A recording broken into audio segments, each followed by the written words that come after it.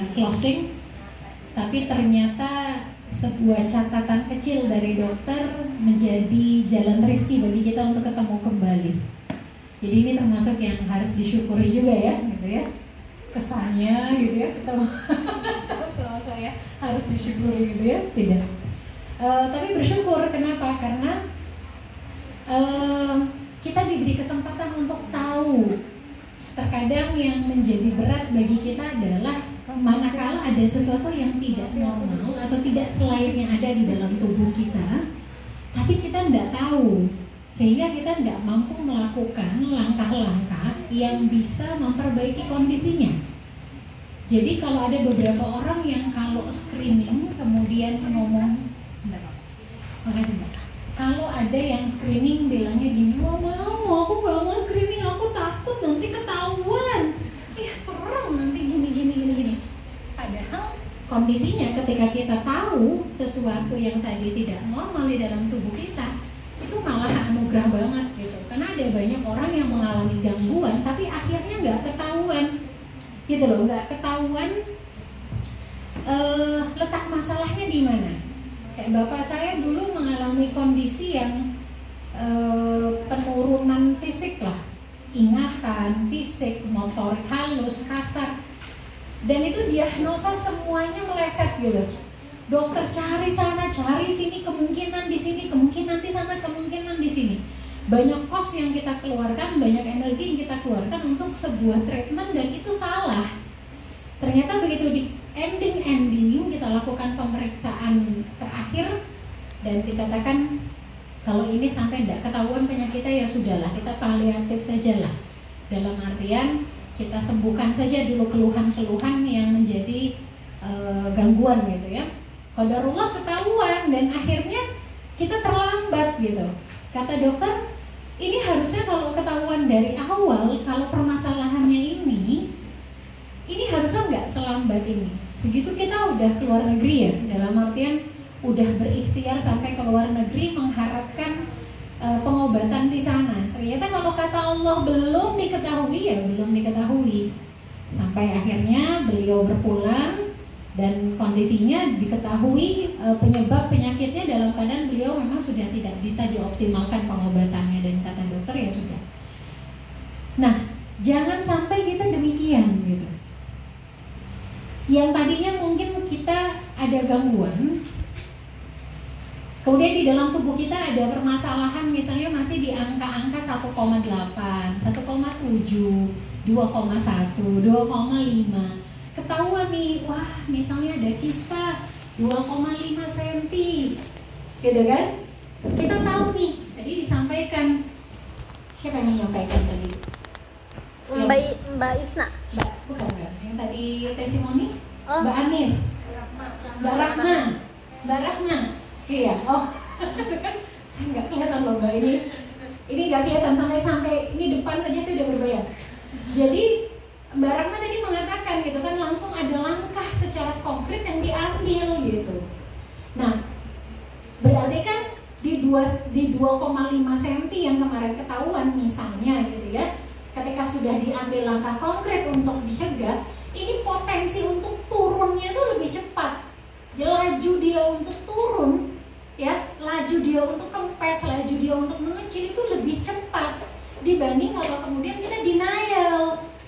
Gak apa-apa, aku mah keputihan kalau capek doang. Enggak apa-apa, ya nyeri biasa yang namanya kayak itu nyeri biasa. Gak apa-apa sekian tahun, gak apa-apa berusaha untuk denial terus, menyangkal setiap keluhan yang ada. Tahu-tahu sampai pada satu titik tubuh udah gak sanggup lagi menahan gitu kan besaran dari penyakitnya, maka muncul gejala-gejala yang membuat kita gak mampu lagi beraktivitas atau sangat terganggu aktivitasnya. Kita screening, wah sudah 10,2, nggak bisa diapa-apain kecuali operasi, dan kadang-kadang dia sudah menekan organ yang lain, gitu, ya enggak? Jadi memang ketika kita mengetahui lebih cepat apa-apa yang kemudian dirasa tidak normal dalam diri kita, atau mungkin yang kemarin dapat surat cinta dari dokter, bunda padahal aku nggak ngerasain apa-apa, kenapa jadi ada angka ini gitu kan, aku jadi paranoid gitu kan, aku jadi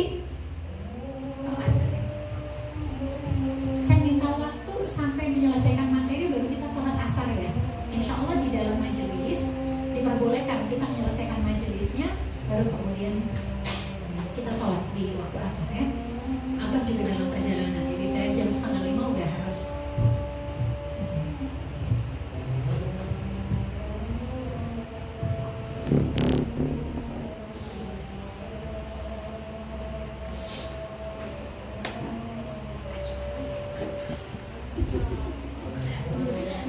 Belum sempat kok.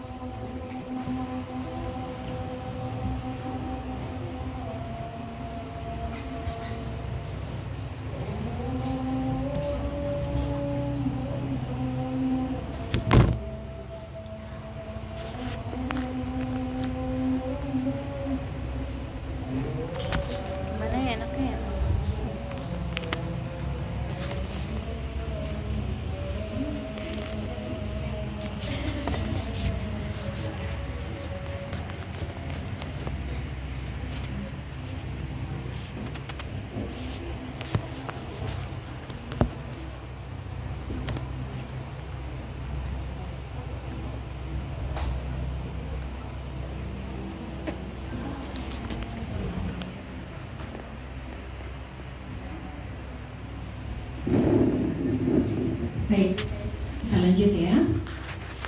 Jadi saya berharap semoga yang kemudian sudah menerima surat dan di situ ada catatan khusus dari dokter tidak merasa menyesal atau takut gitu ya atas hasilnya. Tapi justru kita harus bersyukur karena berarti seperti yang Mbak Rahma tadi lakukan, banyak hal-hal baru yang bersifatnya baik gitu ya, yang kemudian Mbak Rahma lakuin. Bahkan ketika mungkin nggak ada kesempatan keluar, di dalam rumah pun dilakuin gitu ya. Kenapa? Karena kita punya dorongan gitu. Ada dorongan kuat untuk kita kemudian bangkit dari kemageran kita ya Mbak Isna ya, gitu ya. Ada dorongan kuat gitu ya yang menarik kita untuk kemudian kita bisa merubah pola hidup kita menjadi lebih sehat gitu ya. Pertanyaan jamaah tadi di hari ini kajian OTS-nya TK saya.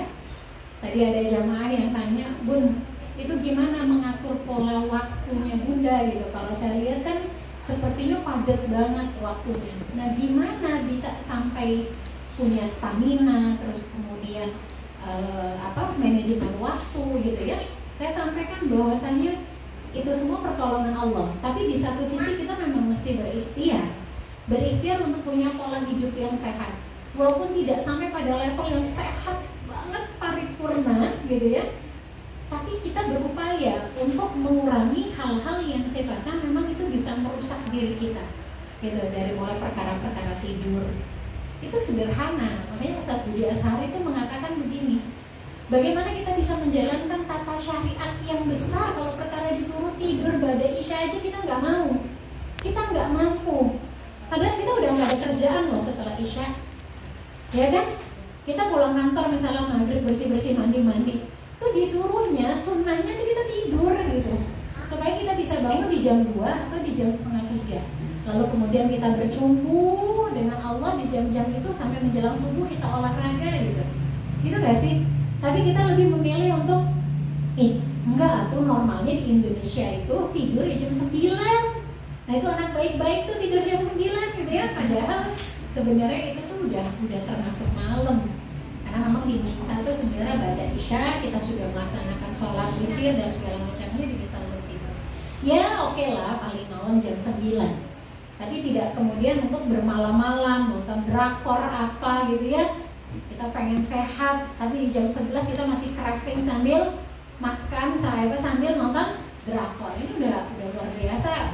menyimpang gitu ya dari segi pola hidup sehat.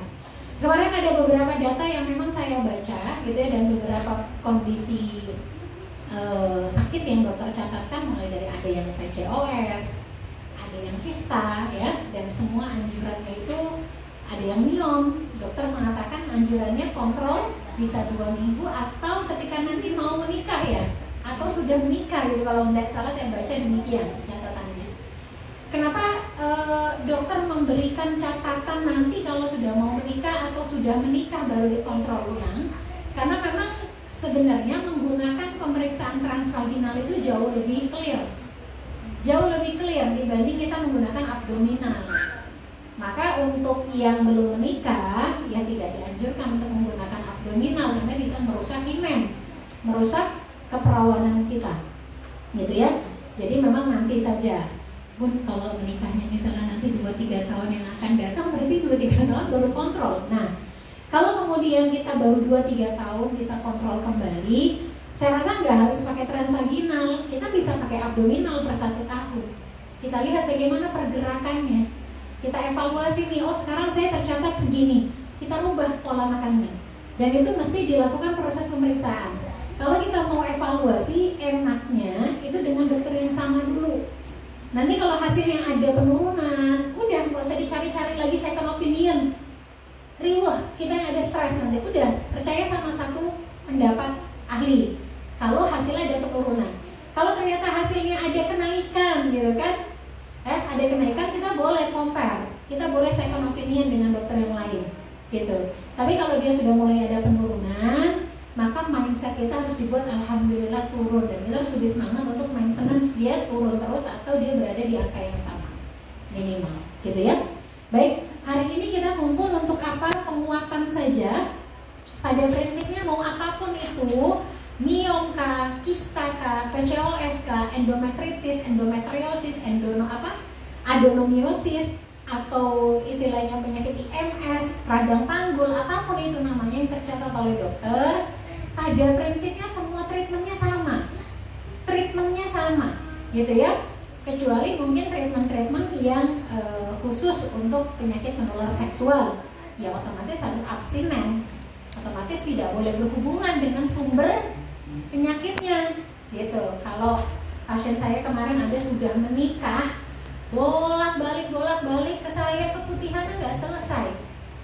Pemeriksaan ketiga saya langsung ngomong gini, Mbak mohon maaf ya Mbak, panggil suaminya Mbak, karena saya khawatir sumber penyakitmu di suamimu. Maksudnya gimana Bun? Nggak usah, aku yang ngomong, panggil aja suaminya. Maka saya ngobrol sama suaminya, saya anamnesa. Terus saya bilang, Mas, kenapa kamu nggak ngomong gitu? Istrimu bolak-balik berobat keputihan, nggak baik-baik, ya sumber penyakitnya ada di suaminya jajan di luaran, pulang bawa penyakit. Setiap hari dia berhubungan dalam artian, ya setiap hari pula dia masukin sumber penyakitnya. Ini yang kemudian tadi saya sampaikan di awal, penting banget untuk kita tahu alur sakit kita dari mana. Kalian bisa mapping, ini saya kenapa ya bisa sampai ada kista, bikin tuh catatan apa yang salah yang kemudian kita lakukan setiap harinya. Bagaimana pola makan, bagaimana pola stres, bagaimana pola tidur, bagaimana pola hygiene-nya kita. Itu kita evaluasi sendiri. Ada nggak yang kemudian menyimpang? Gitu. Ada nggak yang menyimpang? Aduh, makanan saya nih masih generasi yang micin banget nih Bun.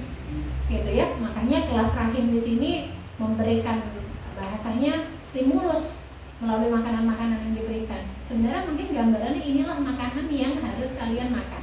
Walaupun mungkin kalau kemarin masih ada mayonya, nah itu sekarang banyak lah bikin mayo alami, mayo sehat sendiri gitu ya, biar kita lebih enak. Tapi sebenarnya organik jauh lebih tepat gitu ya. Nah, ini ada beberapa gambaran penyakit yang kalian bisa pelajari dan ketahui gitu ya. Ini sebagai tambahan ilmu saja, kita belajar bareng. Yang pertama kita ngomongin tentang sindrom ovarium polikistik atau kita sebut dengan PCOS.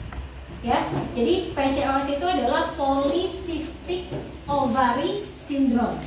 Poli itu banyak, cystic itu kista, ovary itu apa kemarin? Apa ovarium?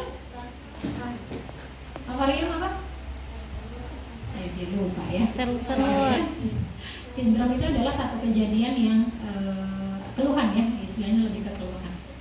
Jadi PCOS adalah salah satu penyakit pada sistem reproduksi wanita yang sering menyebabkan masalah kesuburan. Jadi kalau kita ngomongin definisi kista, kista itu kan kantong-kantong yang berisi cairan, udah gitu. Ada yang isinya cairan, ada yang dia solid, isinya jaringan. Jadi kista itu kantong yang isinya bisa aja cairan, bisa juga isinya adalah jaringan. Dan dia bisa ada di mana aja, nggak melulu ada di rahim. Ada kista ginjal, ya, ada kista hati, ada kista empedu, banyak. Dia ada di mana? Kista mata, kista tulang, banyak. Dia bisa ada di mana aja. Dia boleh dibilang tuh kayak jaringan liar, gitu ya, atau apa istilahnya cairan liar gitu ya, yang bisa tumbuh di mana aja. Tapi ketika dia ada di ovarium gitu ya, ini bisa menyebabkan masalah kesuburan. Ini bisa menyebabkan potensi lamanya atau sulitnya kita memiliki keturunan. Ya, dan ini sering banget ditemukan pada wanita, terutama pada usia-usia subur. Nah, penyakit ini disebabkan oleh gangguan pada ovarium atau kelenjar adrenal. Jadi kalau kita ngomongin polisistik, ini ngomongin sel apa istilahnya hormon kelaki-lakian. Dalam diri perempuan itu ada hormon laki-laki, dalam diri laki-laki ada hormon perempuan. Itulah ada namanya kromosom X dan Y.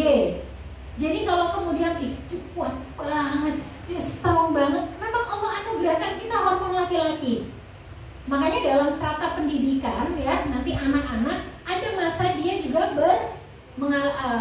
harus dilatih bukan transgender ya, kita ngomongnya lintas gender, dimana anak laki-laki harus dididik lebih banyak oleh ibunya, anak perempuan lebih banyak dekat dengan ayahnya.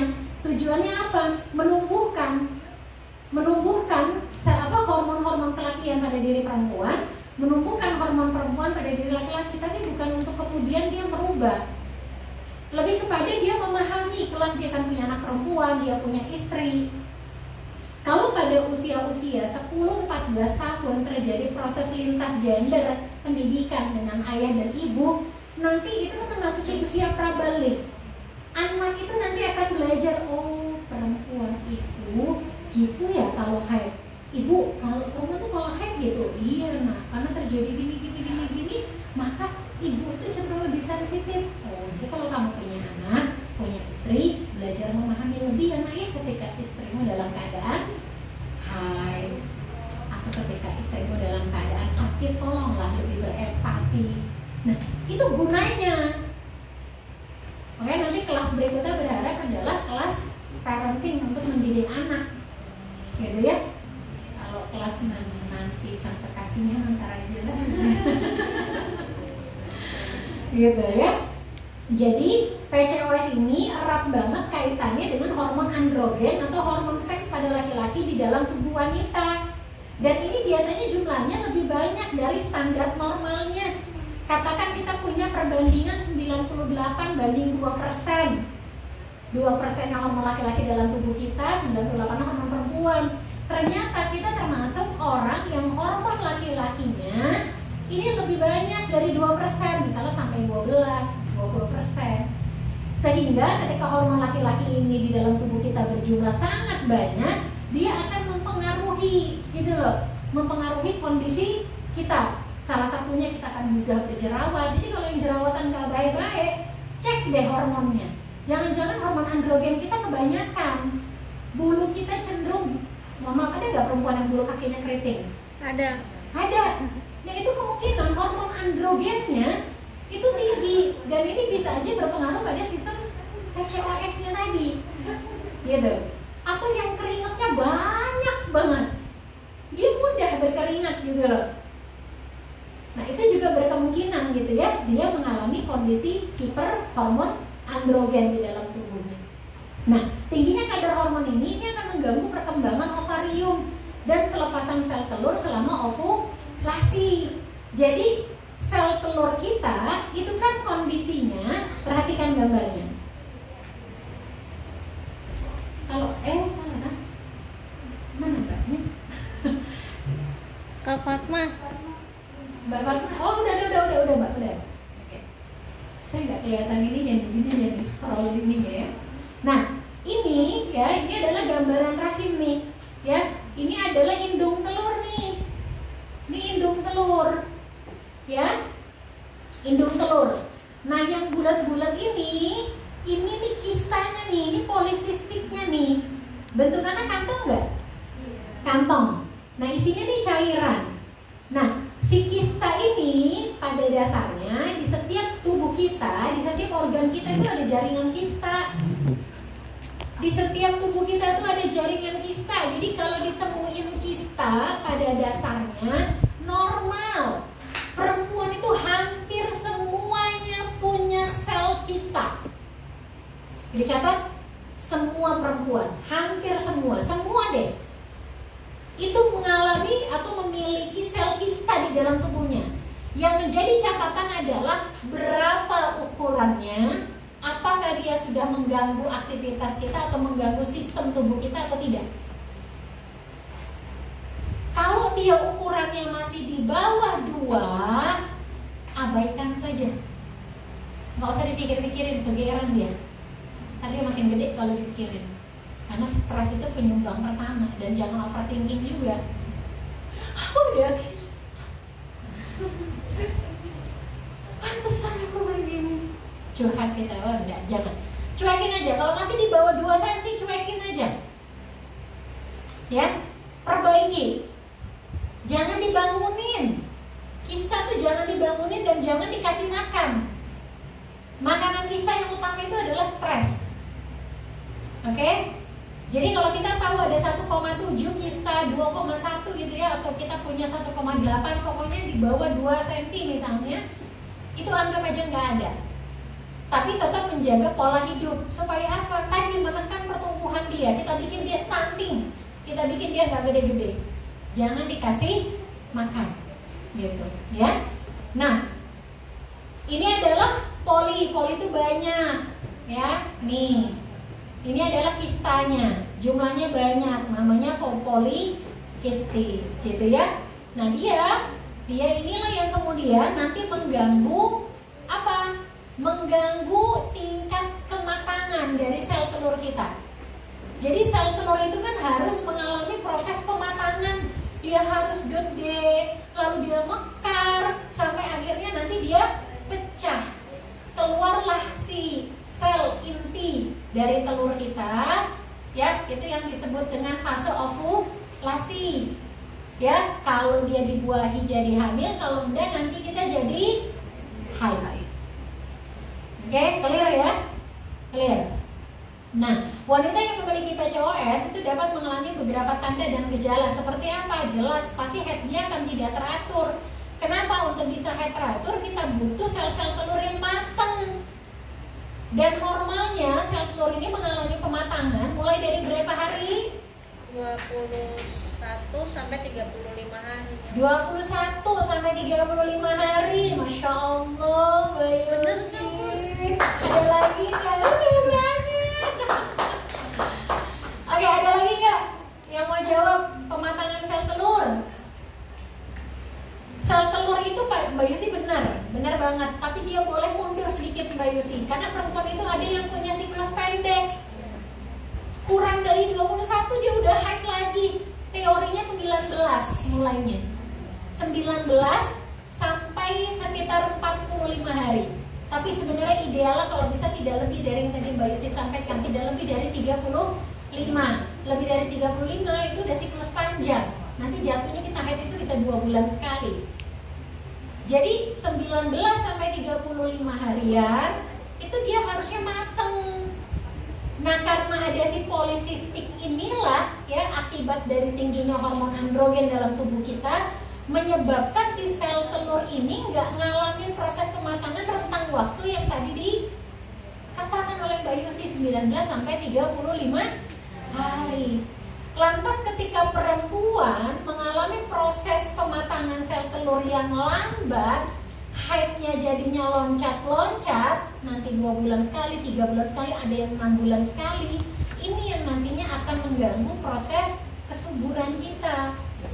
Karena untuk bisa hamil, ya, untuk bisa dia dibuahin, Ini kan berarti dia harus matang, harus gede, dan ini harus terjadi secara rutin. Tapi bukan berarti kita nggak punya potensi hamil ya. Orang yang PCOS itu masih besar banget kemungkinan hamilnya. Jadi nggak usah khawatir. Saya baru nolong lahiran kemarin pasien dengan PCOS. Memang masa nantinya jadinya 5 tahun ya untuk anaknya. Masa nanti kehamilannya itu jadi 5 tahun. Tapi hamil, dan itu memang harus diprogram. Dalam artian dikuatkan kembali, baik dikuatkan secara fisik maupun dia kuatkan secara apa? Mentalitinya. Karena pasien-pasien dengan PCOS ini kebanyakan yang saya jumpai ketika akan program hamil, nggak ada yang kalah di fisik, itu nggak ada. Dia memahami betul gitu ya tentang konsep PCOS-nya, bagaimana dia harus mengurangi, bagaimana dia harus meningkatkan imunitas badannya dia, kualitas badannya dia, tapi semua kalah di mental. Semuanya kalah di mental. Kenapa? Karena tidak teredukasi orang-orang di sekelilingnya. Suaminya tidak teredukasi, mertuanya tidak teredukasi, sehingga ketika kondisinya melewati tahun kedua, ketiga, ini gempuran mental nih yang paling besar. Bagaimana kemudian sikap mertua, orang tua, orang-orang di samping kita, belum lagi mungkin suami, yang akhirnya memporak-porandakan kekuatan mental yang akhirnya membuat tingkat stres kita naik, makin gede lah itu sih kistanya. Makanya perlunya adanya kelas seperti ini, kita jadi punya garda gitu ya. Disebutnya apa? Kita punya apa ya? Kita kayak punya alarm lah, bahwasanya oke, saya punya PCOS, setidaknya nanti ini bisa jadi bahasan gitu ya kepada pasangan kita. Aku masih berkemungkinan sangat bisa hamil. Aku minta dukungan kamu gitu ya. Tapi mungkin tanpa mendahului Allah, kemungkinan kita mungkin ada rentang waktu, jadi nggak usah berkali-kali untuk kita tunda lah gitu. Dan atau kita bisa langsung selesaikan PCOS-nya. Begitu kita nanti menikah, kita udah dalam keadaan yang insya Allah sembuh dari PCOS-nya. Jadi punya kesempatan besar untuk kita bisa menyembuhkan diri kita. Jadi nanti nggak ada lagi tuh terpaan mental, ya nggak? Kita bisa pangkas alurnya. Ini gambarannya ya untuk kondisi polisistiknya. Ini ya polisistiknya. Baik, yang berikutnya adalah infeksi menular seksual. Kalau kita udah ngomongin infeksi menular seksual, yang paling geram adalah ketika perempuan nggak tahu dia kena IMS, bidannya nggak jeli menganalisa bahwa orang itu kena IMS, muter-muter pengobatan nggak jelas, ternyata biang keroknya ada di pasangannya. Nah ini yang paling sering banget akhirnya IMS nggak bisa ditegakkan diagnosanya. Kenapa? Karena sudah melibatkan orang lain, dan kadang-kadang tabu banget, bukan tabu banget, tapi hampir tidak ada pasangan yang berani bertanya kepada pasangannya apakah dia pernah tidur dengan perempuan yang tidak benar gitu ya di luar sana, entah pekerja seksual atau apapun, untuk bisa menyelesaikan masalah dia. Oke, kita nggak bahas banyak-banyak tentang IMS, tapi saya akan bahas satu penyakit IMS, yaitu kandidiasis. Ada yang pernah lihat anak bayi mulutnya putih-putih begini? Ada. Ih, nggak apa-apa, bekas susu itu mah, gula yang ada di susu itu mah RTT, nggak apa-apa, kerok, nanti bisa hilang. Ternyata rata-rata bayi-bayi yang lidahnya putih seperti ini, kalau saya lakukan anamnesa lebih dalam, saya lakukan pemeriksaan pada ibunya, ternyata di bagian vagina ibunya muncul rash seperti ini. Di selangkangannya suka ada kayak lecet-lecet yang warnanya akhirnya nanti jadi hitam. Kita kayak pernah ngalamin gatel di selangkangan atau nanti naik ke bagian vagina, dia berkembang bisa dari kandidiasis menuju tinea cruris. Saya pernah ada pasien dia mengalami tinea cruris, gatal, kemerahan sampai kehitaman seluruh bagian pantat sampai kemaluan. Dan dia dalam artian ngobatin dirinya sendiri, dia mengutuk dirinya sendiri. Bunda, saya udah gak berani ketemu suami saya malu sama suami saya, ini apa bunda, ini. Begitu saya panggil suaminya, ya suaminya yang bawa penyakitnya, loh dia positif kandidiasis. Jadi perempuan ini menyalahkan terus dirinya gitu loh. Padahal, nah ada juga yang orang lidahnya putih seperti ini. Nih, ini bukan sariawan biasa. Orang kita bilangnya apa? Ih, sariawan itu mah goang. Goang ya Mbak Yusi? Oh, nggak tahu ya Mbak? Oh, bukan Betawi tulen ini. Ya, ini dibilangnya goang gitu ya. Nanti apa dikasih obat-obatan bisa tradisional dan lain-lain. Enggak. Ini tuh bagian dari kandidiasis jamur. Yang lebih parahnya, mulut rahimnya akan mengalami seperti ini. Keputihan kayak ampas tahu. Pernah nggak ngebejek tahu kalau mau bikin pepes? Tahu kalau dipepes, tahu kalau mau dipepes kan dibejek kan? Pernah nggak ngalamin keputihan mirip kayak ampas-ampas tahu seperti itu? Alhamdulillah kalau tidak pernah. Tapi perempuan-perempuan yang sudah menikah, kayaknya banyak banget yang saya jumpain. Setiap yang keputihan yang sudah menikah pasti ngalamin demikian. Dan ini namanya kandidiasis. Dan ini salah satu jenis penyakit menular seksual. Loh, kok ada di mulut orang dewasa? Ya karena di oral penis suaminya. Lah suaminya punya kandidiasis, muncul di lidah. Atau kadang-kadang ruang ini nempel di mulut nih, di sini nih. Nih. Makanya hati-hati. Kalaupun mau oral bahasanya, saya kalau nyampein ke pasien, katakan mau oral, Mbak ya pastikan suamiku enggak punya penyakit. Malu nanyanya Bu, mau disumur sama suami saya. Inilah yang kemudian mungkin menjadi pro dan kontra ya, ketika kita sebagai perempuan memiliki kemerdekaan sebenarnya untuk, ya bukan kemerdekaan, kita punya hak untuk sehat gitu. Kita yang sudah melakukan ini, jangan sampai kemudian gitu ya, suami kita meminta kita melakukan sesuatu yang beresiko, sementara dia nggak memastikan dirinya sehat atau enggak, kan gitu. Bun, boleh nggak sih Bun kalau di oral? Prinsipnya pada prinsipnya boleh-boleh saja, masih area yang diperbolehkan ketika nanti menikah. Tapi pastikan suami kita itu abstinens terhadap perempuan lain, baik di masa lalu maupun di masa sekarang. Jadi saya seolah-olah saya ngomong sama yang sudah pada menikah ya, gitu ya. Jadi jangan ngeri-ngeri sedep. Ya. Oke? Jadi kalau ngelihat anak bayi, ya ada yang mulut putih kayak gini, jangan lantas, ih, emak bapaknya kandidiasis. Enggak. Emak bapaknya kena penyakit menular seksual. Ini infeksi menular seksual. Wah, enggak begitu. Enggak gitu judulnya. Bisikin. Ini udah berapa hari? Periksa aku. Kasihan bayinya. Gak apa-apa diperiksain aja. Kan dia nanti neteknya jadi keganggu. Gitu aja. Gitu. Kalau itu teman dekat kita misalnya, nih gue kemarin belajar, gue ikut kelas rahim, itu tuh namanya kandidiasis. Coba gue tanya deh sama bidan, atau tanya sama dokter deh, atau gue tanya sama lo pernah gak keputihan nih jadi asisten bidan gitu ya. Jadi asisten bidan ya. Jadi kalau selangkangan kita gatel-gatel, bagian bibir kemaluan kita terasa gatel, masuk dikit ke labia minor terasa gatel, aduh kerenyang banget bunda, gatelnya luar biasa bunda, jangan ngobatin diri sendiri dulu.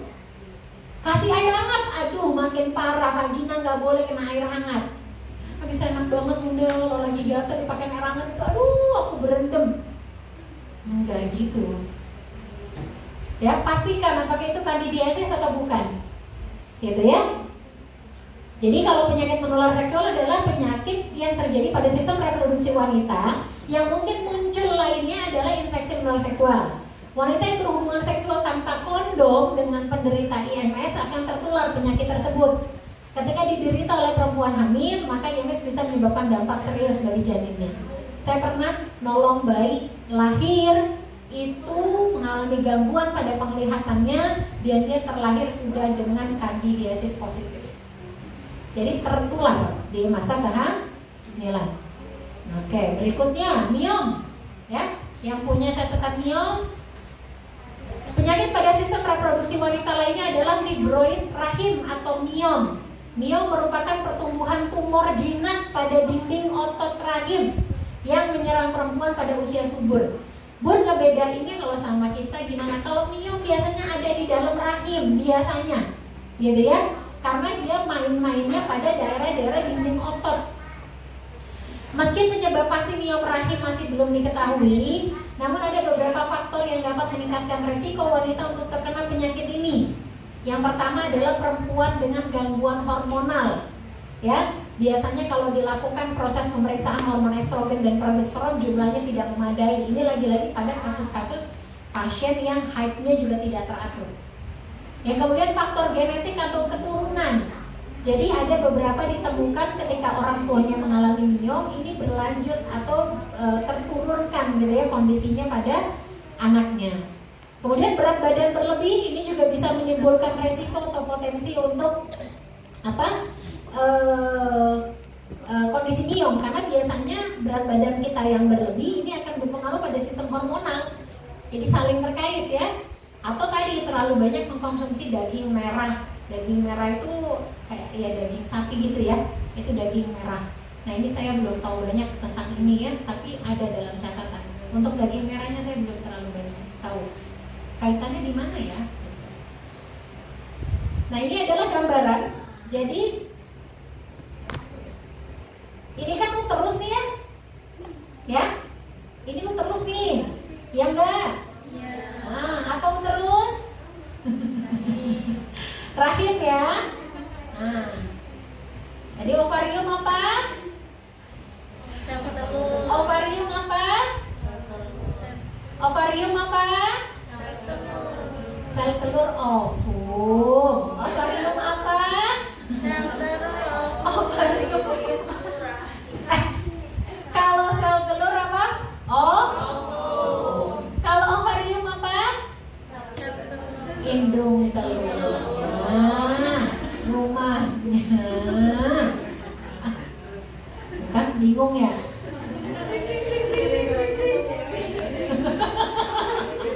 Aduh Bunda, bagaimana itu ngapalinnya Bunda? Gitu ya. Gak usah dihafalin. Bener kadang-kadang kalau ditanya tuh, tapi bener loh. Sepintar apapun orang, ketika dia berada dalam kondisi tertekan, dia gak akan bisa loh yang namanya menjawab pertanyaan. Tadi tuh pertanyaannya santai, tapi itu menekan loh. Saya kemarin itu dipanggil sama dinas kesehatan untuk diskusi beberapa hal tentang ibu hamil. Masa saya nggak bisa ngitung IMT? Karena nanyanya begini, berapa yo? Hah? Berapa yo? Hah? Apa? Kita digituin loh. Seketika ini saya langsung. Dan yang saya ingat adalah bagaimana saya kemudian menekan anak saya ketika belajar di usianya sekitar 3-4 tahun. Masa gini aja nggak bisa? 2 tambah 7 tadi di lembarannya udah 2 tambah 7 abang. Dia nggak bisa jawab. Waktu dia les di Kumon, itu ketika tim penguji ngomong gitu, saya nggak bisa menguasai diri saya dalam artian astagfirullahaladzim, Allahu Akbar, astagfirullahaladzim. Karena yang saya ingat adalah momen saya menekan anak saya. Terus sampai profnya bilang gini, Mbak Norma, kenapa? Astagfirullah, enggak dong. Saya ingat dosa-dosa saya sama anak saya. Dosa yang mana? Itu dulu IMT-nya. Zaya, digituin lagi. Enggak dong, saya nggak bisa. Ya Allah, itu kerjaan saya tiap hari, tapi saya nggak bisa menghitungnya. Kita tuh kalau tertekan gitu. Makanya gaya bahasa kita juga harus dipelajari nanti nih. Tuh kelas berikutnya lagi gaya komunikasi dengan anak dan suami. Penting ini. Gak selesai. Siapa yang kemarin bilang lanjutkan seriesnya, ada gak orang yang di sini? Lanjutkan seriesnya, ya. Nah, jadi ini adalah gambaran miom. Miom tuh biasanya ada di bagian badan inti rahim. Walaupun dia memang ada di daerah-daerah dinding otot nih. Nah, ujian lagi, dinding rahim punya berapa lapisan otot? Gak usah dihafalin. Ya, ini adalah gambaran miom biasanya di sini nih, adanya di bagian dinding-dinding sini nih. Nah, sementara dinding rahim ini nanti tuh jadi tempat nempelnya janin. Ini dinding tempat nempelnya janin. Janin bukan nempel di sini. Dia nempel di dinding-dinding rahim sini. Dia ngegali untuk dia bisa nempel. Bayangkan tempat yang untuk dia nempel, tiba-tiba ada jaringan sebesar ini. Males nempelnya, udah gugur aja. Lama hamilnya. Oke? Jadi dia juga termasuk kondisi yang harus kita perhatikan. Kalau ada catatan miom sekian senti, bismillahirrahmanirrahim, hilang. Miomnya hilang, gitu ya. Udah, tinggal merubah. Kalau kata Abah mah, kalau males olahraga sendiri, ayo apa? Ayo, bukan aku temenin, ayo aku liatin. Kesel ya, aku liatin.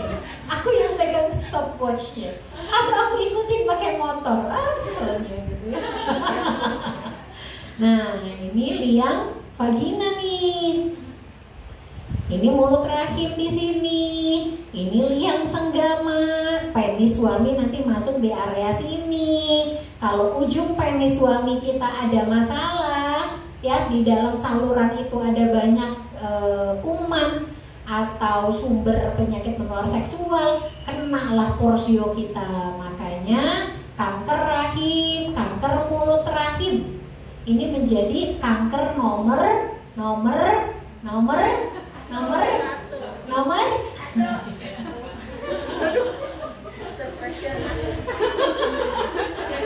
under pressure ya.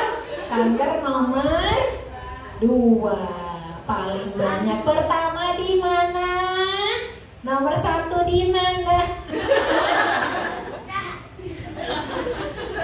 Nomor 1 di payudara. Kenapa? Karena banyak perempuan yang sekarang tidak mau menyusui. Jadi kalau kita nggak menyusui, kita berpotensi, beresiko kena kanker payudara 3 kali lipat lebih besar. Kalau banyak ngelahirin, lebih dari 4 kali, beresiko kena kanker mulut rahim. Lah, jadinya bagaimana, Bun? Kebanyakan melahirkan resikonya kanker rahim, nggak netein kena kanker payudara gitu ya. Jadi pada prinsipnya yang dikatakan banyak itu kalau secara catatan itu lebih dari 5. Jadi anak kita 4 lah sesuai anjuran gitu ya. Mas boleh, itu belum banyak, lebih dari 5. Ya, multipara namanya. Oke. Kanker yang menyerang kanker pada sistem reproduksi wanita. Tadi miom ya. Kanker yang menyerang organ reproduksi wanita disebut juga kanker ginekologis. Beberapa jenis kanker yang termasuk dalam kelompok kanker ginekologi adalah rahim, serviks, ovarium, vagina, dan vulva. Ini baru nih data. Vulva itu baru ditemukan banyak dialami oleh perempuan. Ya, kanker vulva itu di 3-4 tahun terakhir ini. Vulva tahu nggak apa? Vulva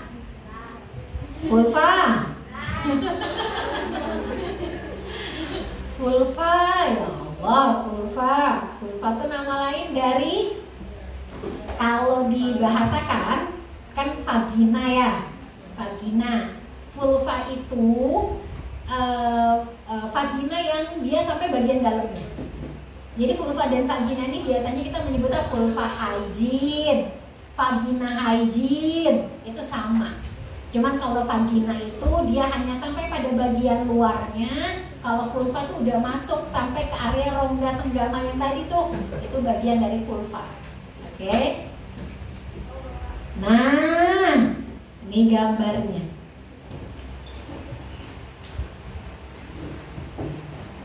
Ya, gambarnya gelap ya. Enggak. Oke.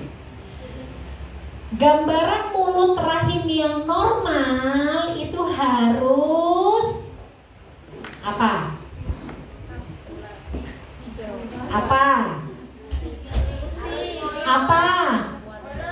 Mulus. Aisyah lo yang jawab lo.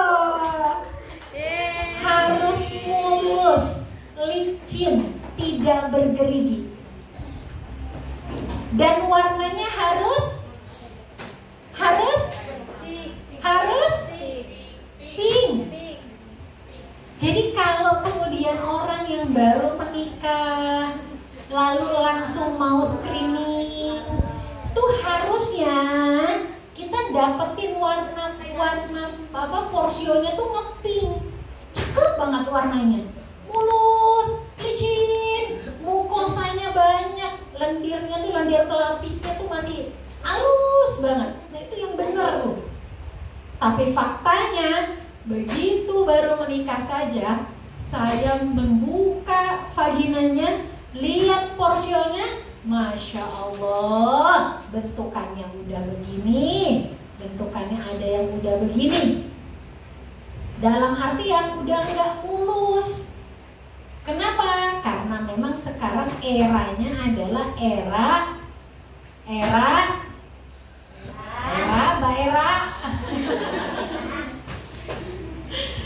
Karena sekarang eranya adalah berhubungan seksual sebelum menikah biasa. Jadi ketika dia menikah, dia sudah terpapar banyak dengan resiko-resiko yang menyebabkan mulut rahimnya tidak lagi dalam keadaan semestinya, gitu.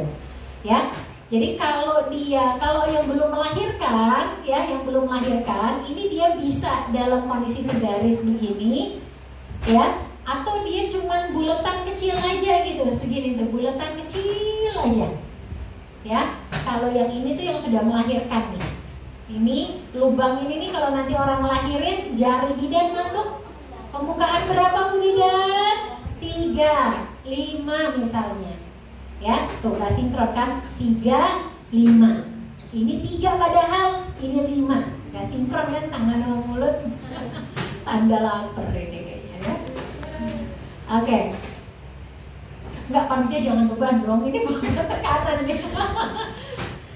Saya dan Aisyah menahan lapar karena kita dijanjikan ditraktir sama Abah pulang dari Bogor ya. Baik, jadi ini adalah gambaran mulut rahim yang tidak sehat nih. Ya, kalau kalian lihat, ini adalah gambaran normalnya. Di sini ada tulisan lesi prakanker. Jadi kanker itu punya perjalanan, nggak ujuk-ujuk jadi kanker. Harusnya perjalanan dia itu dari fase Cin 1 tuh maksudnya tuh ini loh. Kalau bahasa kita nih di sini tuh lesi-lesinya lah, mulai-mulainya lah gitu ya. Nah, kondisinya sampai dia menuju kanker itu proses perjalanannya harusnya 17 tahun. Oke? Dari dia katakan ketahuan stadium, misalnya stadium menuju stadium 1-4. Ini kan stadium 1-4 nih. Ini begini nih. Stadium 1 sampai 4. Sampai pada tahapan kanker, ini tuh perjalanannya bisa 3-17 tahun. Jadi kalau kita kemudian di awal-awal periksa ada keputihan terus bidan ngomong gini, Mbak ini ada lesi loh Mbak. Lesi tuh kayak lecet-lecet kecil, sariawan-sariawan merah. Itu lesi namanya, itu udah prakanker itu. Kalau dalam fase itu tidak dilakukan treatment merubah pola hidup menjadi lebih baik, maka dia berjalan dari lesi menuju prakanker sampai akhirnya nanti di kanker. Karena buruknya pola hidup, tingginya angka stres pada perempuan, maka laju lesi prakanker ini menjadi lebih pendek. Saya menjumpai pasien itu hanya terjadi di 1 tahun 1 bulan.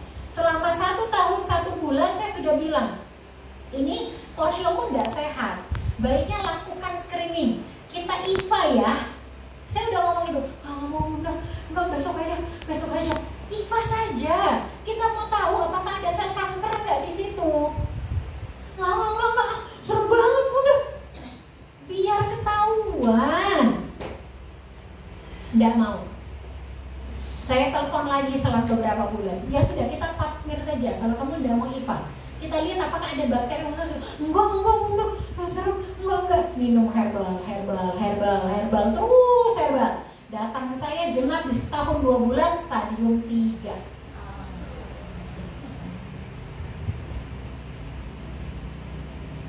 Nggak mau screening. Kenapa Bun? Angka kanker pada perempuan tinggi sekali. Kenapa Bun? Perempuan tuh tiba-tiba ketahuan kanker tuh langsung stadium tingkat 3 atau stadium 4, kadang-kadang udah stadium akhir. Kenapa Bun? Ada yang tahu nggak jawaban? Ya apa enggak? Meremehkan penyakit. Oke, meremehkan penyakitnya. Maksudnya dia tuh nggak mau, kalau misalnya dia udah ngerasa nggak enak sama tubuhnya, dia nggak mau langsung periksa. Oke. Ih, Mbak Yusi pinter.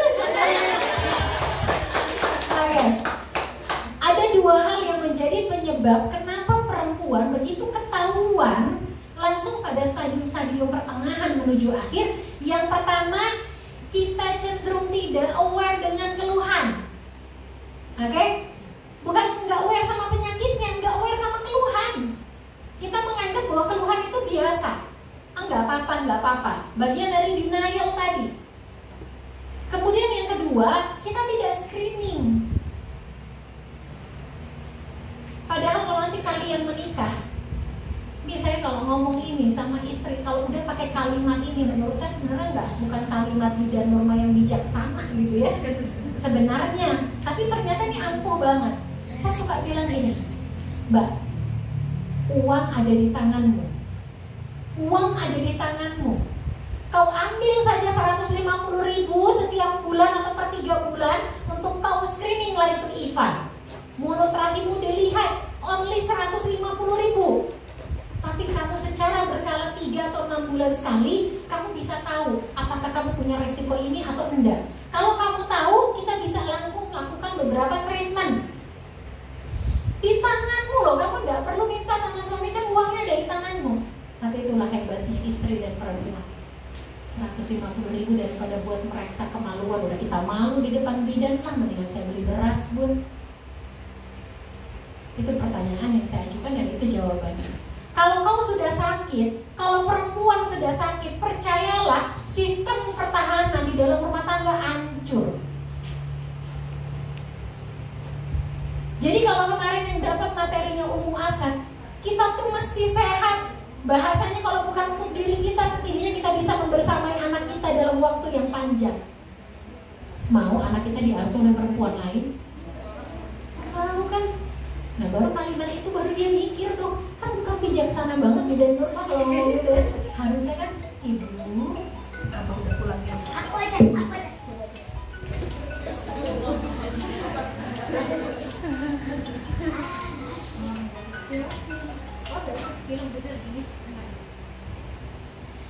Jadi sekarang perjalanan relasi ke prakanker itu pendek banget, bahkan di bawah 3 tahun. Jadi intinya ketika sudah mulai ada keputihan dan segala macam, itu kita sudah ditempatkan secara medis sebagai orang yang menderita prakanker. Karena memang semua bermula dari situ. Bun, apa jadi serem banget ya Bun, ini ya kelas. Duh, saya keputihan lagi nih Bun, gitu kan bahasanya. Oh enggak, yang sudah teredukasi harusnya tahu. Oke, saya keputihan, maka seperti yang Mbak Rahma bilang tadi, emang startnya dari situ. Kita nggak bisa muluk-muluk harus, Bun, apakah aku harus vaksin HPV dulu? Oke, boleh. Vaksin HPV itu kalau di Jakarta sekarang gratis loh. Anak-anak SD sudah disuntikin. Gitu. Efektivitasnya berapa? Efektivitas untuk HPV itu kalau kita diberikan 3 dosis, katanya sih secara teori itu bisa 100% atau setidaknya 95%. Saya sudah 3 kali disuntik HPV, gitu ya. Tapi bukan berarti kemudian kita lengah tidak melakukan proses pemeliharaan, gitu ya. Jadi yang harus kita lakukan sekarang, kalian lakukan adalah 1, benar-benar harus punya manajemen diri yang baik, pengelolaan stres yang baik itu nomor 1. Ya, pengelolaan stres nomor 1. Sadar kita punya keluhan apa, jangan takut untuk melakukan screening, aware dengan apa yang kemudian kita keluhkan. Tapi jangan jadi overthinking gitu loh. Tuh nggak bisa kayaknya, bisa. Karena sebenarnya itu berpola, gitu, berpola. Polanya dari mana? Pertama kita tuh tahu dulu. Oh kita belajar. Setelah kita belajar, kita jadi lebih punya yang namanya apa? Sense of crisis di dalam diri kita. Kita punya sense of crisis. Jadi kalau ada sesuatu yang nggak biasa, oke, saya kemarin haid itu di tanggal segini, wah ini nggak biasa. Analisa sendiri aja. Oh iya, deadline banget nih. Oke, olahraga. Atau ya jangan nunggu begitu. Udah olahraga jadi habit, gitu kan? Makanan sehat jadi habit. Perkara makanan sehat itu cuma di sini sampai di sini. Di sini juga udah nggak berasa. Cuma sampai di lidah doang. Emang lidah ini luar biasa nih. Lidah luar biasa. Ya, ada banyak orang terpleset di lidah. Bukan hanya perkara makanan, tapi perkara-perkara apapun kadang-kadang terpeleset di lidah. Karena lidah itu Allah berkati dengan banyaknya sistem syaraf indera pemecah. Jadi makanan enak nggak enak cuma sampai lidah, tapi ternyata yang di dalam itu menunggu loh. Jadi kalau cuma standar sehat itu bukan selera saya, udahlah. Yang udah ikut kelas rahim udah usah tunai. Oke, kembali kepada sesuatu yang sifatnya benar. Makanan kita harus benar, pengelolaan stres kita mesti benar, olahraga kita mesti benar. Kenapa saya bilang olahraga mesti benar? Saya sama Abah setiap hari setelah ngantar Aisyah itu jalan. Kita pokoknya target 7-8 kilo atau sekitar 7.000 langkah lah gitu. Saya sama Abah itu jalan sih itu targetnya. Pokoknya satu lapangan benteng reborn itu di bagian terluar itu kami 7-8 putaran. Itu kurang lebih sekitar 8 kiloan atau sekitar 8.000 langkah. Tapi ketika kami jalan, gak semua orang yang datang ke situ tuh benar-benar niat buat olahraga. Ada yang datang untuk foto-foto, ada. Habis olahraga dikit foto-foto dia ngerokok, makanlah minumlah minuman manis di situ. Jadi mesti bener polanya. Ada yang sambil lari main handphone, nggak dapet. Tubuh itu berdasarkan bagaimana kita niat awalnya. Jadi perkara kita berolahraga pun Bismillahirrahmanirrahim. Ya Allah, saya niat olahraga. Tubuh, hari ini kita berolahraga. Keluarkanlah toksik dan racun dalam tubuh ini melalui eustress yang terjadi pada saat kita berolahraga. Olahraga itu salah satu kondisi stres terbaik dari tubuh kita. Stres loh tubuh kita. Kenapa? Dituntut untuk dibakar kalorinya, dia dituntut untuk dikuatkan ototnya. Stres tubuh kita, tapi stres yang baik, namanya eustress. Tubuh happy. Maka lepaskan handphone. Fokus kita mau apa? Mau jalan cepat, power walking, atau kita mau lari konsisten. Pilih yang mana? Jadi kadang-kadang kita datang keluar rumahnya aja olahraga, tapi nyampe sana baru seputaran, 2 putaran duduk ngobrol. Itu yang saya jumpa itu banyak banget. Sampai saya bilang gini sama Abah, Bah, putaran terakhir jalan analisa ya Bah. Jadi kalau saya itu di putaran terakhir kami tidak baru mulai ngobrol. Putaran terakhir itu kami ngobrol. Bah, aku pinjam kamera Bah, pengen foto. Gak usah. Yang mana itu pengen aku foto itu, yang itu tuh gitu. Gak usah. Kita bahas saja. Ternyata memang orang tuh tempat yang sudah dikondisikan aja belum tentu menarik dia untuk melakukan sesuai dengan tempat itu. Gitu. Jadi kondisikan, benar-benar olahraga. Jangan pegang handphone. Kasih gerakan yang stabil sama dari awal, tengah sampai akhir. Gitu. Dan gak ngobrol sebenarnya. Karena ketika sambil ngobrol emang enak, gak capek gitu. Kalau saya memilih untuk zikir biasanya, dan saya memilih untuk sambil senyum. Ya orang lihat orang senyum aja. Iya, kenapa? Karena ketika perempuan itu tersenyum, otot rahim itu bekerja. Makanya ketika perempuan akan melahirkan, tekniknya itu disampaikan. Ketika tarik nafas dengan senyum. Karena otot ini itu ada kaitannya dengan otot mulut rahim gitu. Coba senyum semuanya. Senyum.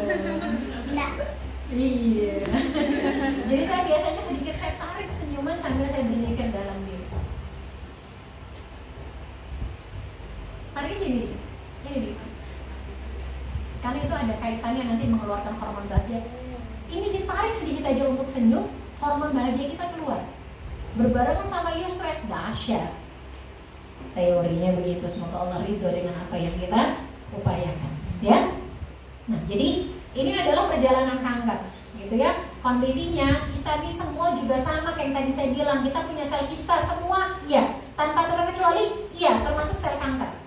Di tubuh kita semuanya ada sel kanker tanpa terkecuali. Anda, saya, semuanya dari kita punya sel kanker. Permasalahannya kita bangunin nggak dia? Kita kasih makan nggak dia? Sel kanker ini tuh sama kayak kista. Makanannya apa? Stres.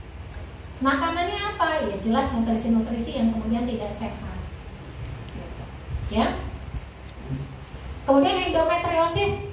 Salah satu penyakit pada sistem reproduksi wanita yang juga sering didengar adalah endometriosis. Kondisi ini terjadi ketika lapisan jaringan di rahim tumbuh di organ atau bagian tubuh lain. Jadi harusnya dia lapisan jaringan yang ada di rahim, tiba-tiba dia muncul di tempat yang lain. Bisa di ovarium, di saluran pencernaan, atau di kantong kemih. Ya, biasanya apa gejalanya? Ada nyeri perut, panggul, ya. Kalau menstruasi sakitnya luar biasa, sampai bahasanya mungkin kehilangan kesadaran, melilit-melilit, ada yang sampai pingsan. Kemudian perdarahan di luar masa menstruasi. Lah, saya perasaan kemarin itu tanggal 8 saya haid, gitu kan? Harusnya paling cepat maju 1 pekan, tanggal 1 lah saya harusnya haid. Ternyata di tanggal 21, 8 kita misalnya haid sampai 7 hari, di tanggal 15 kita selesai.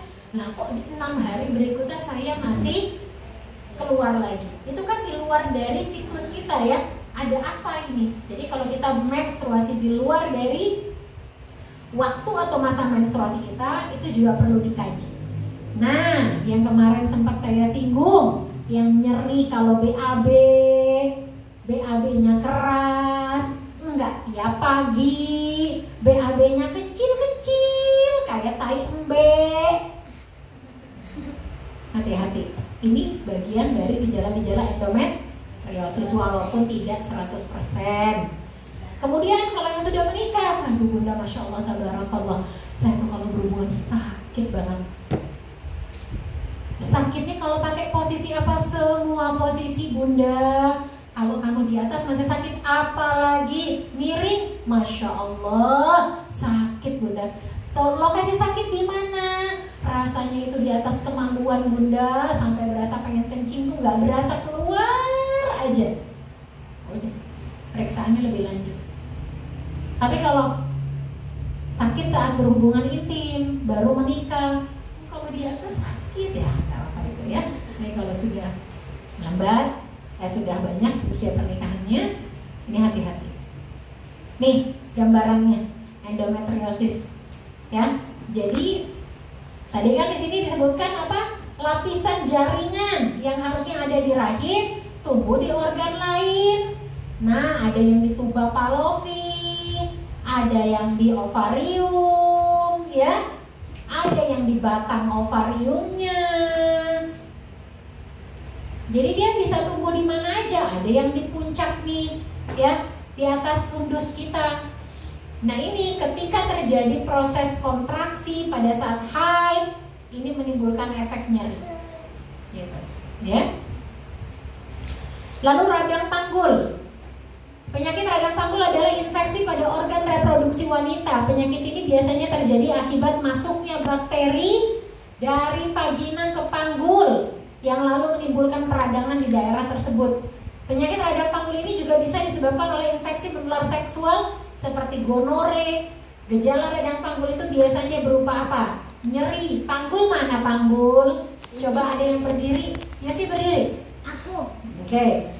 Coba panggul mana? Aisyah masih kecil, panggulnya belum bertumbuh sempurna. Tante Yusi aja. Kak Yusi saja, Kak Yusi. Ayo. Oh, enggak. Iya. Oke. Ya. Kayak patung. Nah, ini kita kan posisinya dalam keadaan bajunya lebar ya. Jadi perempuan itu kalau kita bicara struktur fisiknya, ya, makanya suka dibilang bidan tuh paling ngomongin dari pinggang ke bawah. Ngapain bidan ngomongin sistem pendidikan? Ngapain bidan ngomongin bagaimana pola pengasuhan dengan anak? Apalagi ngomongin persiapan pernikahan, cari pasangan dan segala macam. Udah sih urusin aja pinggang ke bawah tuh areamu itu.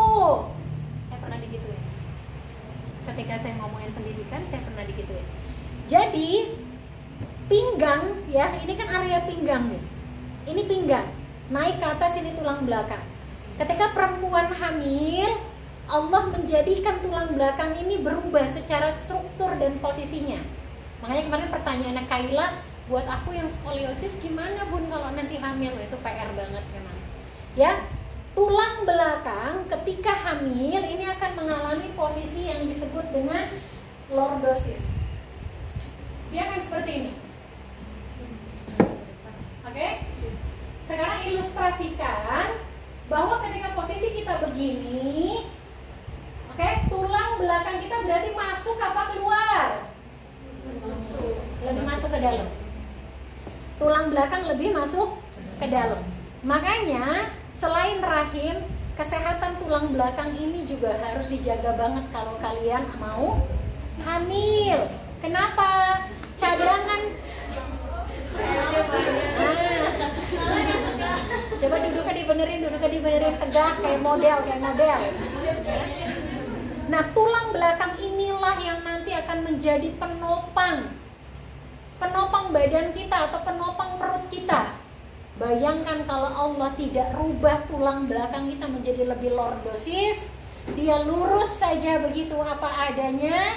Ketika bagian depan perut makin besar, efek gravitasi bermain, tubuh kita akan begini. Sayang banget Allah sama kita. Emang cakep apa perempuan hamil jalan begini? Kalau habis sesar kita begini nih jalannya.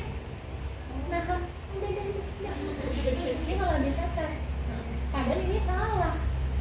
Ini kita akan begini nih. Makanya luar biasa Allah mendesain tubuh kita. Panggul ada di mana?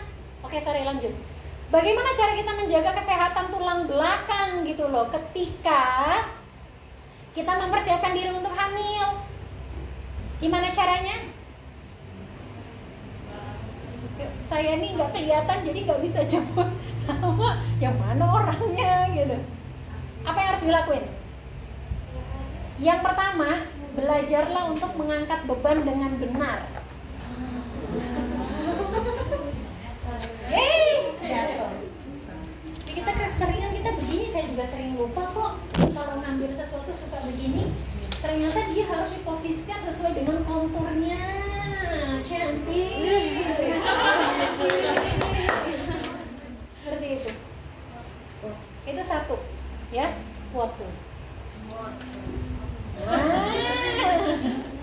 Yang kedua, Allah simpan cadangan nutrisi kita yang nantinya akan digunakan pada fase kehamilan. Ketika kita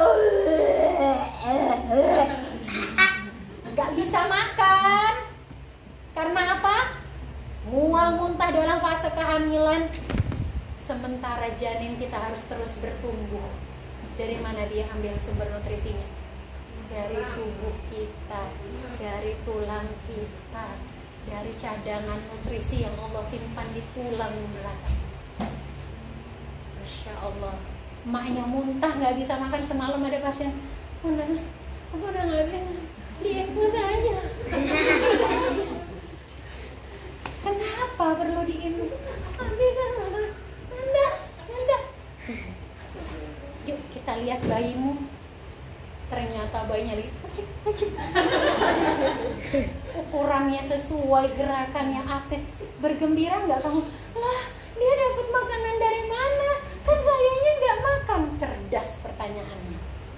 Saya tuh kalau udah ditanya begitu tuh momen tepat untuk ngejelasin si pasien bahwa tubuhmu Allah setting sedemikian rupa. Dalam ketidakberdayaanmu saja kamu masih dimampukan oleh Allah untuk memberikan kehidupan, sumber nutrisi untuk kehidupan yang ada di rahim. Seketika dia langsung, bang, beli cilok bang di depan, lagi pasar malam. Seketika dia semangat untuk makan. Jadi ada di sini. Makanya di masa-masa kalian belum hamil, perhatikan gizinya. Makanan itu masuk ke tubuh kalian, digunakan untuk proses produksi seluruh sistem organ. Ada kelebihan disimpan di sini. Makanya tuh dibaca tuh sama perusahaan-perusahaan yang bikin pabrik. Terus bikin esensi untuk mempersiapkan nutrisi di belakang. Iya enggak? Pinter banget dia tuh nyari cuan. Udah kasihan Tante Yusinya. Iya, tunggu dulu, udah juga berdiri nah. Jangan lupa itu waktunya setengah jam lagi. Masih ada berapa slide? Jadi kondisinya ini pun termasuk yang harus kita perhatikan. olahraga, ini akan menguatkan tulang belakang. Bagaimana exercise yang kita lakukan, pengangkat beban dan segala macamnya, itu bagus banget itu buat kesehatan tulang belakang. Termasuk juga mengkonsumsi kalsium. Hati-hati makanan dan minuman yang bisa membuang kalsium lewat urin, soda, ya, itu diperhatikan karena tulang belakang punya peranan. Lalu panggul di mana? Panggul tuh di sini. Nih. Ya, di dalam pangkal ini ada tulang yang kita sebut dengan tulang panggul. Kapan tulang panggul berhenti untuk bertumbuh? Kapan? Kapan tulang panggul berhenti untuk bertumbuh? Udah tua. Sudah tua, salah Aisyah. Ya. Saya tidak berharap Aisyah jadi bidan sebenarnya, tapi dia ngikut terus jadi dia. Saya bilang Aisyah jadi ahlul Quran saja. Jadi ibunya para ulama, jadi guru ngaji aja yang jangan jadi bidan. Ya, tapi dia ikut. Capek nih, tak ada duitnya. Oke. Pada ketawa. Kan? Gaya bahagia, kita memberikan kebahagiaan. Jadi panggul ini dia bertumbuh. Saya lupa tadi Mbak Wi mana ya? Mbak Wi di mana? Posisi Atas. Keluar ya? Saya tadi udah kepikiran mau bawa pantong panggul. Lupa, Masya Allah. Oh, yang ada bayinya? Iya, yang ada bayinya deh. Untuk memberi gambaran tantenya. Panggul itu harus dilatih. Jadi panggul ini pada perempuan dia ada masa berhenti untuk bertumbuh sesuai dengan berhentinya tulang-tulang kita. Kalau laki-laki itu kan ada yang mengatakan teorinya berhenti di usia-usia sekitar berapa? 19-20 tahun berhenti tuh proses pertumbuhan tulangnya. Perempuan lebih lama dikit, kurang lebih sekitar di usia 21-22. Maka di usia segitulah sebenarnya idealnya baru ada kehamilan. Kenapa? Karena panggul kita sudah berada dalam ukuran yang optimal. Faktanya 12 tahun, 13 tahun, 14 tahun, 17 tahun, 16 tahun hamil. Dia hamil di saat panggul masih bertumbuh. Begitu hormon kehamilan itu muncul, seketika dia berhenti. Panggul seketika berhenti pertumbuhannya. Jadi perempuan usia sekitar 13-14 tahun hamil melahirkan, maka di titik itulah dia berhenti untuk bertumbuh. Untuk organ reproduksi. Makanya bahaya kalau anak usia 13-14 tahun, ini kita ngomongin medis ya, itu hamil. Kenapa? Karena dikhawatirkan rata-rata yang 13-14 tahun itu hamil dalam keadaan direncanakan tidak? Tidak. Tentu tidak. Dia jangan-jangan nggak tahu kapan sel telur dan sperma itu ketemu, hubungan yang mana ya yang itu kemudian terjadi. Nah, ketika kemudian ini berhenti, kita nggak tahu dia berhenti dalam ukuran yang seperti apa.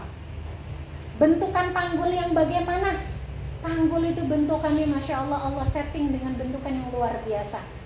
Ada yang bentukannya lebar di atas mengerucut ke bawah. Badannya gede banget, tapi panggul sempit, melahirkannya tidak bisa normal. Ada yang badannya kecil kayak Mbak Rahma, tapi ternyata tipe panggulnya itu melebar dari sisi atas tengah sampai ke bawah, mau 4 kilo juga masuk. Tapi ternyata panggul ini tuh memang bisa kita latih. Dan salah satunya adalah mengkoordinasikan latihan tulang belakang sampai ke panggul. Ya, squat. Itu salah satunya. Ini yang paling bagus untuk dilakukan oleh perempuan. Itu salah satu aja. Yang lain juga saya nggak pernah lakukan kok.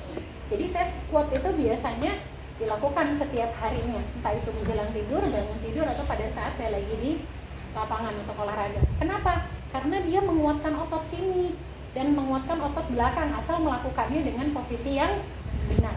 Jadi tidak begini, tapi dia didorong ke, maksudnya dibiarkan lurus tulang belakang.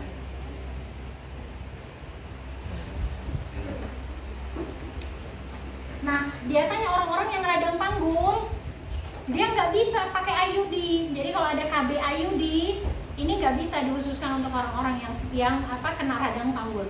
Dan radang panggul biasanya itu impact dari apa? Keputihan berkepanjangan, tadi kandidiasis. Ini adalah efek yang bisa saja muncul gitu ya, atau bisa bahasanya migrasi gitu loh, dia punya kuman dan bakteri sampai ke panggul. Nyeri panggul atau perut ya, gejalanya nyeri saat berkemih.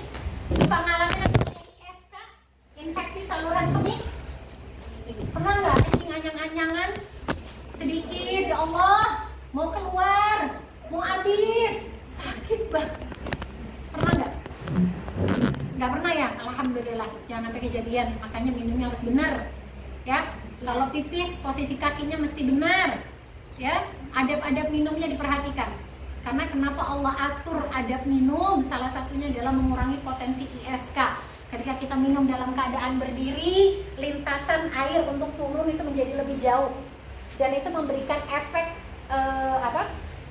bahasanya efek siraman yang mendadak pada bagian ginjal kita, sehingga berpotensi mengalami kebocoran itu besar. Nanti tahu-tahu ada protein di dalam kantong kemih kita.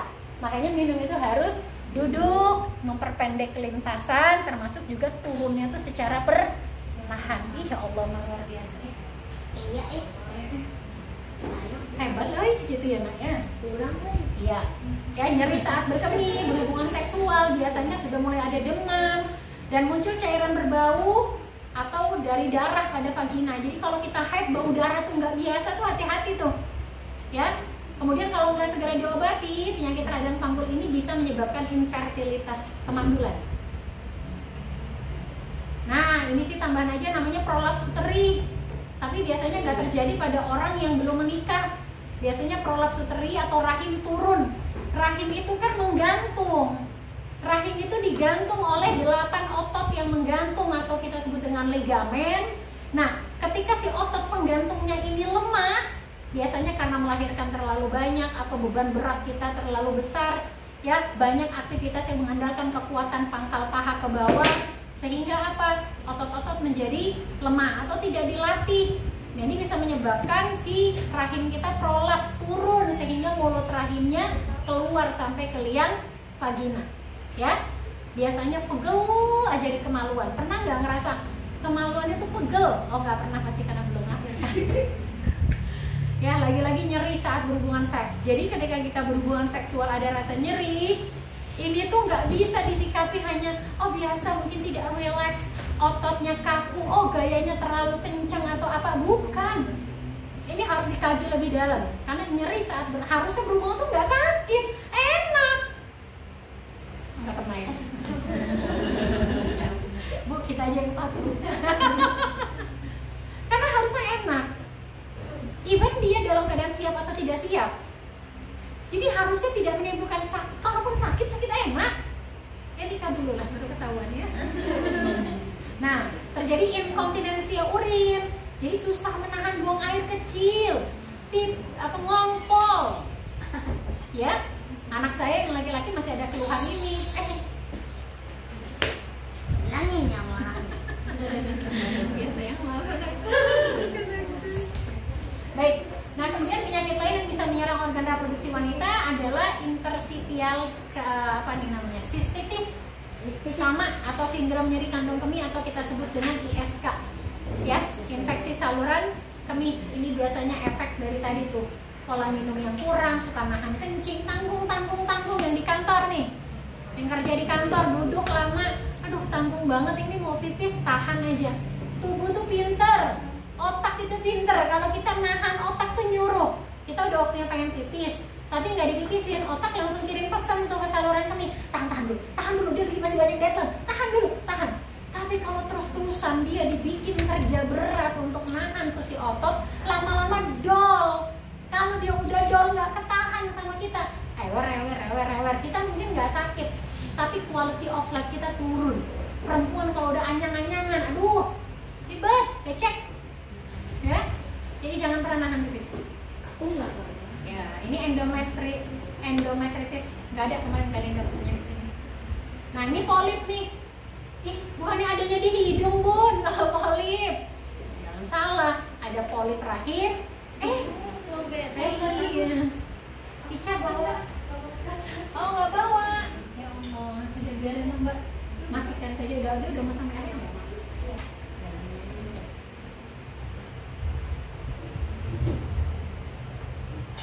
Jadi polip itu cirinya adalah perdarahan dikit-dikit atau kita sebut dengan flek. Jadi kalau ada keluhan yang sering ngeflek, hati-hati, entah polipnya ada di dalam rahim seperti ini atau polipnya ada di mulut rahim.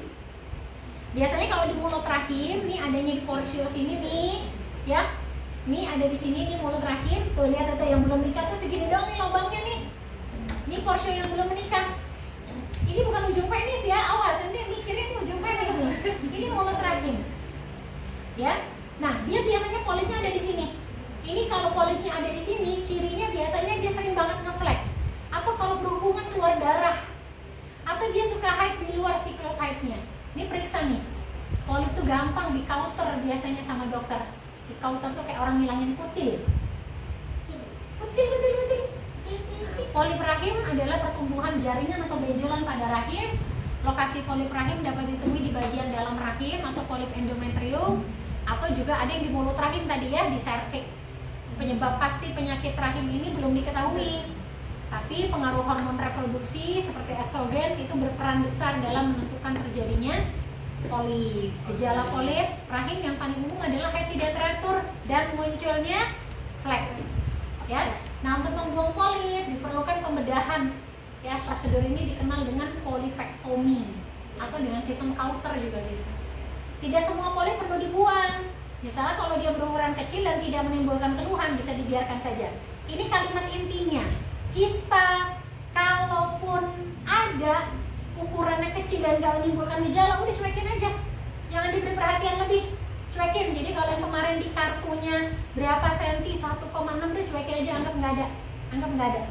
Ya. Alhamdulillahirrabbilalamin. Selesai sudah kajian kita pada hari ini, kajian tambahan. Semoga kelas rahim ini Allah berkahi dengan kalian diberikan kesehatan yang paripurna untuk bisa mempersiapkan diri kelak gitu ya, menjadi istri yang sehat, menjadi ibu yang sehat dan siap melahirkan generasi-generasi yang soleh dan solehah. Saya mohon maaf, ini benar-benar rangkaian terakhir ya. Ya, mudah-mudahan kita masih bisa ketemu dalam kesempatan kelas-kelas berikutnya. Semoga ada manfaat yang bisa diambil dari apa yang saya sampaikan. Wabillahi taufiq wal hidayah. Wassalamualaikum warahmatullahi wabarakatuh.